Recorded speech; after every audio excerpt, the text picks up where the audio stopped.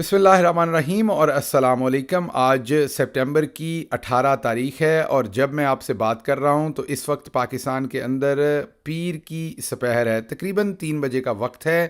अभी कुछ ही देर पहले वक्फ़ा हुआ है सुप्रीम कोर्ट में। आपको पता है कि आज practice and procedure bill supreme court के अंदर उसकी लाइव समाअत हो रही है। फुल कोर्ट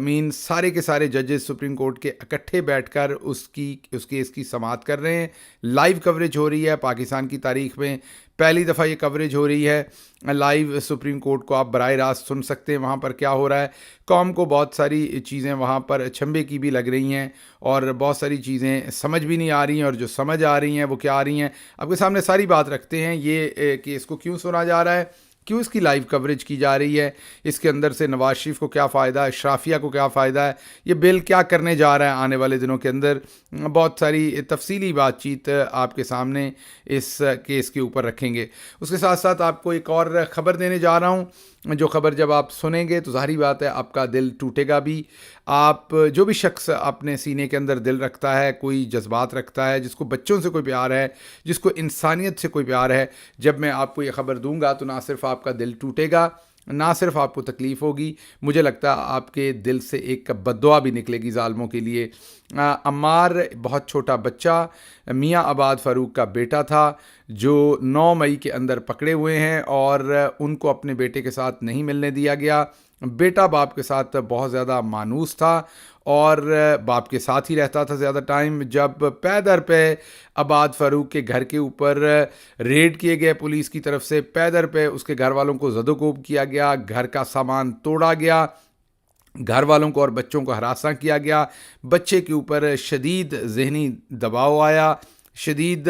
नफसियाती तौर पर बच्चा जो है वो डर का शिकार हुआ। वालिद भी उसका जेल में डाल दिया गया 9 मई के बाद, और बच्चे के बार बार रोने बिलखने के बावजूद बाप से बच्चे की मुलाकात ना हो सकी। फिर इस बच्चे को हॉस्पिटलाइज हो गया, ये बच्चा, इसको हॉस्पिटल में दाखिल करवाया गया। लेकिन उसके बाद मौजूदा गालिबन पंजाब हुकूमत या गालिबन मौजूदा पुलिस जो है उनके दबाव के ऊपर, घर वालों का कहना तो यही है रिपोर्टेडली कि जो मौजूदा रजीम है उन्होंने इस बच्चे को, जो अभी तक सेहतयाब नहीं था, हमने पहले भी एक वीलॉग में इसके ऊपर बात की थी और सोशल मीडिया के ऊपर आपने बार बार इस स्टोरी को देखा था कि इस बच्चे को मौजूदा रजीम ने, हालांकि वो सेहतमंद नहीं था, फिर भी हॉस्पिटल से ज़बरदस्ती डिस्चार्ज करवा दिया गया था। बच्चे की क्योंकि सेहत ठीक नहीं थी, उसे जब हॉस्पिटल से डिस्चार्ज करवाया गया तो बच्चे के जो ताया थे उनकी एक वीडियो फुटेज सामने आई जिसमें बच्चा भी नज़र आ रहा था घर पे, और उनके ताया जो थे वो बिलक रहे थे बच्चे का ताया जो है, और कह रहा था कि किस तरीके से उनके बच्चे का इलाज नहीं हो पा रहा। कोई प्राइवेट हॉस्पिटल डर की वजह से बच्चे को दाखिल नहीं कर रहा, सरकारी हॉस्पिटल तो वैसे ही नहीं लेगा, और बच्चा अभी सेहतयाब नहीं था, उसको ज़बरदस्ती हॉस्पिटल से निकाल दिया गया। और अब वो घर के अंदर आप देख सकते थे कि उस बच्चे को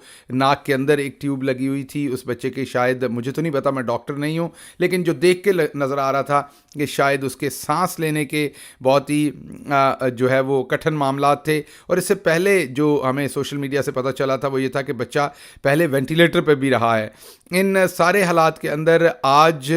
उस बच्चे की शहादत हो गई है। आज जब मैं आपसे ये बात शेयर कर रहा हूँ तो वो बच्चा इस दुनिया में नहीं रहा। सोशल मीडिया के ऊपर हम तमाम बड़े सहाफ़ी जो हैं वो इस ख़बर के ऊपर सरापा एहतजाज हैं, अम्मार के लिए जस्टिस मांग रहे हैं। तारिक मतीन हों या दूसरे तमाम, खरल साहब हों या दूसरे तमाम जितने भी जर्नलिस्ट जो इस स्टोरी को फॉलो अप कर रहे थे, गिलज़ई हों, जितने भी रिजवान गिलज़ई हों, तमाम लोग इस बच्चे के लिए अब इंसाफ के मुंतज़र हैं, इंसाफ मांग रहे हैं। बहुत बड़ा सानहा है, शायद पाकिस्तान की तारीख़ में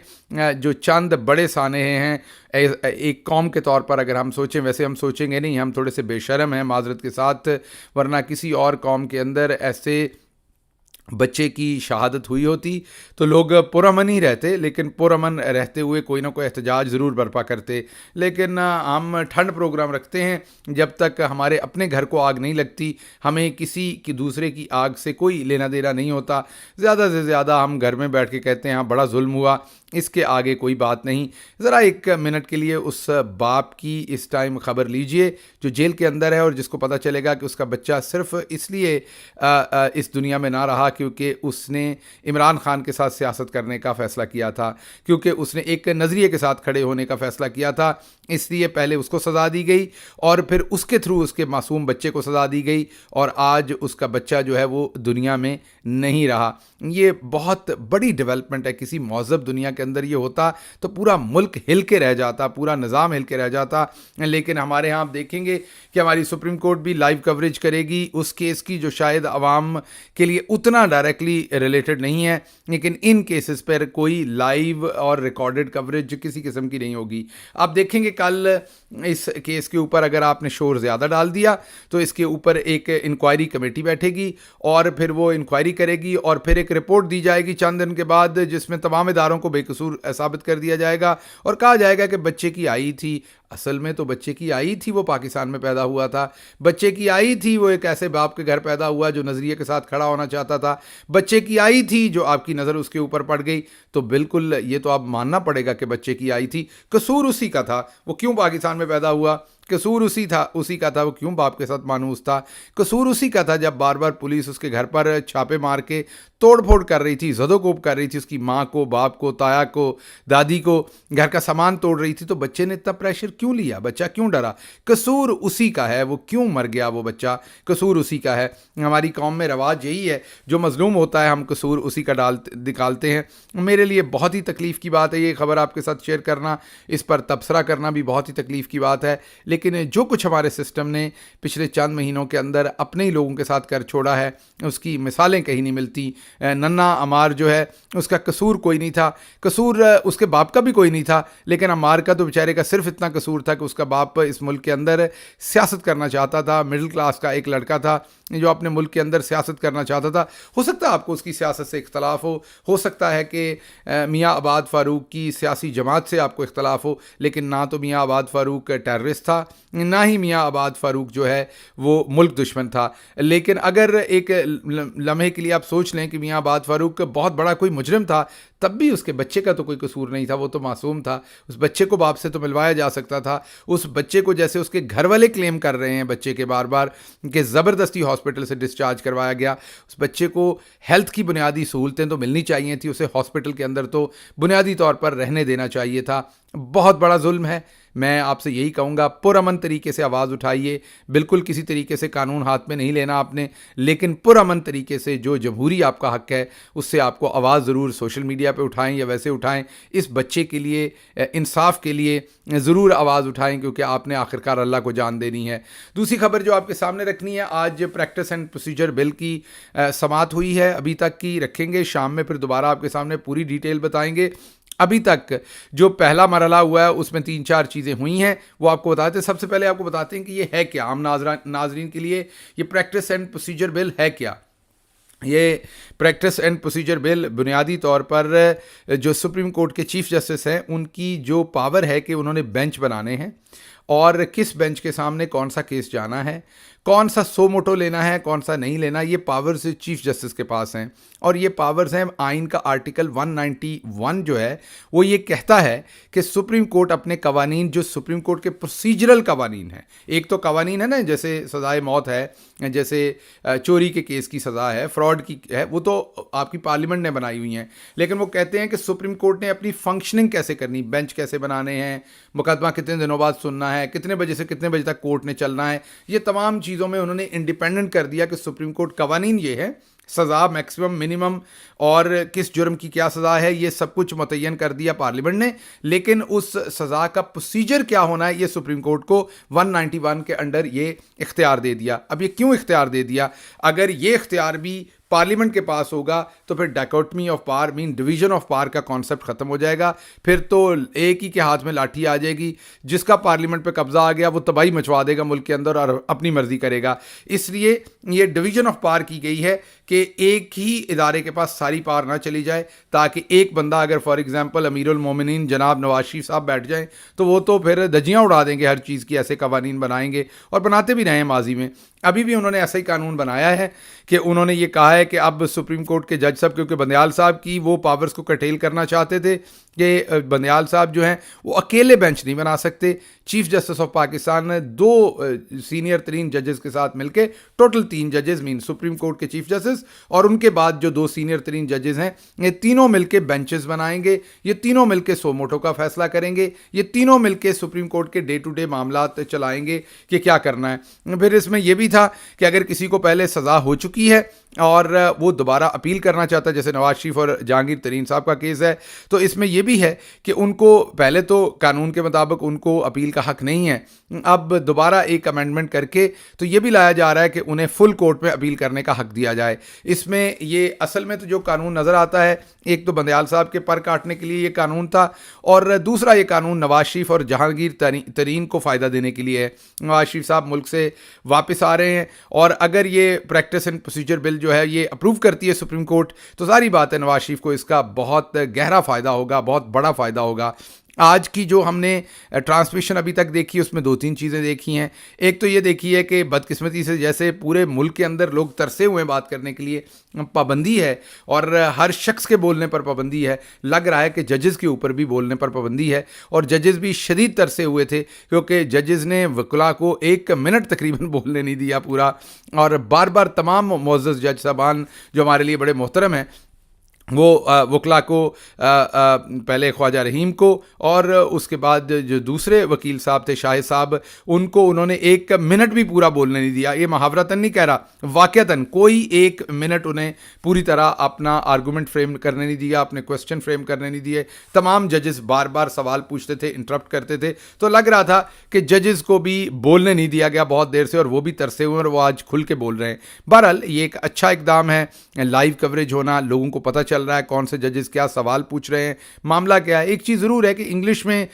بات ہو رہی ہے ساری, اور عام شہریوں کو اس کی سمجھ نہیں آتی. اگر ججز کچھ ججز کر رہے ہیں جیسے قاضی فائزی صاحب اور عطر من اللہ, اور کچھ ججز اردو اور انگلش کو مکس کر رہے ہیں, جو کہ بہت اچھی بات ہے. تھوڑی مکس کر کے اگر وہ بات کریں تو عام شہریوں کو بھی سمجھ آ جائے گی کہ بات کیا ہو رہی. جہاں قانونی اگر کوئی انہوں نے اس طریقے کے جارگنز یوز کرنے ہیں, قانونی جو پیچیدہ لفظ استعمال کریں, تو بے شک انگلش میں کر لیں, لیکن باقی بات اردو میں کریں گے تو سب کو سمجھ آ جائے گی کہ بات کیا ہو رہی ہے عام شہریوں کو بھی. تو ایک تو یہ آبزرویشن آئی. دوسری آبزرویشن یہ آئی کہ جو جسٹس منصور ہیں اور جسٹس عطر من اللہ ہیں اور جسٹس قاضی فائز عیسیٰ ہیں, اور ان کا بڑا واضح, جسٹس مندوخیل بھی بڑا واضح نظر آ رہا ہے کہ یہ ان کی ڈائریکشن جو ہے وہ ایک ہے کیس کے اندر, اور دوسری طرف جسٹس عائشہ اور جسٹس منیب اور جسٹس اعجاز الاحسن جو ہیں, ان کی بڑی واضح طور پر نظر آ رہی ہے کہ ان کا جو فکر ہے, جو ان کی نظر ہے, یا جو ان کا ایکسپریشن ہے اس قانون کے اوپر, وہ ڈیفرنٹ ہے. ابھی تک جسٹس منیب نے بہت ہی جاندار سوالات اٹھائے ہیں. انہوں نے کہا ہے کہ بات یہ نہیں ہے کہ یہ بل اچھا ہے یا برا ہے. 1 منٹ کے لیے مان لیجئے کہ یہ بل بہت اچھا ہے, تو اس کا مطلب یہ ہے کہ پارلیمنٹ کو آج اچھا کام کرنے کی آپ اجازت, اچھی انٹرونشن کرنے کی, کام نہیں, سپریم کورٹ کے معاملات کے اندر اچھی انٹرونشن کرنے کی اگر آپ اجازت دیں گے تو کل وہ بری انٹرونشن بھی کر سکتے ہیں. اصل معاملہ تو پاکستان کے آئین نے 191 کے انڈر سپریم کورٹ کے جو پروسیجرز ہیں, لاز ہیں, وہ بنانے کا اختیار صرف سپریم کورٹ کو دیا ہے, اور وہاں پارلیمنٹ انٹرفیئر نہیں کر سکتی, تاکہ ڈیکوٹمی آف پاور رہے, سیپریشن آف پاور رہے, پارلیمنٹ جو ہے وہ سپریم کورٹ کے اوپر بھی حاوی نہ ہو جائے. اور اسی طریقے سے ظاہری بات ہے سپریم کورٹ بھی پارلیمنٹ کے اوپر حاوی نہیں ہو سکتی. تو انہوں نے کہا کہ آج اگر اچھا کام کرنے کی اجازت دیں گے تو کل برا کام ہوگا. اسی طریقے سے جب فل کورٹ کے اوپر جسٹس عائشہ نے بڑا اچھا سوال کیا کہ اگر فل کورٹ ہو جائے گی تو اپیل کہاں کی جائے گی, تو اس پر جسٹس منصور نے کہا کہ جب فل کورٹ سنے گی تو پھر اپیل ہی نہیں ہوگی. تو جسٹس عائشہ نے بہت ہی بہترین اس کے اوپر سوال اٹھایا. انہوں نے کہا کہ پھر اس کا مطلب ہے کہ جس کیس کی اپیل نہیں سنوانا ہوگی اس کیس کو فل کورٹ کے سامنے رکھ دیا جائے گا, اور جس کی اپیل سنوانا مقصود ہوگی, ایسے لوگ جو بینچ بنا رہے ہوں گے ان کا اگر دل ہوگا کہ اس کیس کی اپیل نہیں سننے دینی, اس کیس کو بس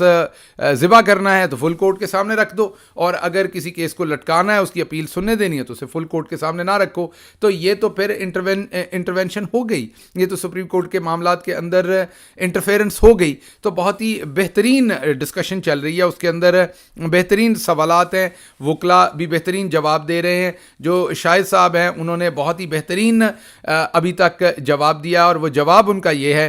کہ کیونکہ 191 کے نیچے آئین کے آرٹیکل 191 کے نیچے سپریم کورٹ کے جو اختیارات ہیں، سپریم کورٹ کے جو قوانین ہیں، پروسیجرز ہیں، ان کو بنانے کا اختیار سپریم کورٹ کو دیا ہے، اور اب یہ 2/3 میجورٹی کے ساتھ تو چینج ہو سکتا ہے، کیونکہ آئین کے اندر تبدیلی جو ہے وہ 1/3 کے ساتھ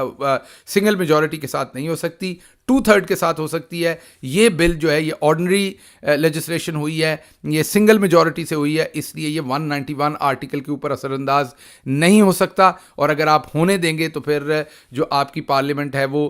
جسٹس منیب کا بھی یہی خیال ہے، جسٹس اعجاز الاحسن کا بھی یہی خیال ہے، اور جسٹس عائشہ کا بھی یہی خیال ہے جو ابھی تک نظر آیا، اور جج صاحبان کی بھی بات سن رہے ہیں، آپ کے سامنے رکھیں گے جو ہمیں سمجھ آئے گی، لیکن ابھی تک مجھے یہی نظر آ رہا ہے کہ شاید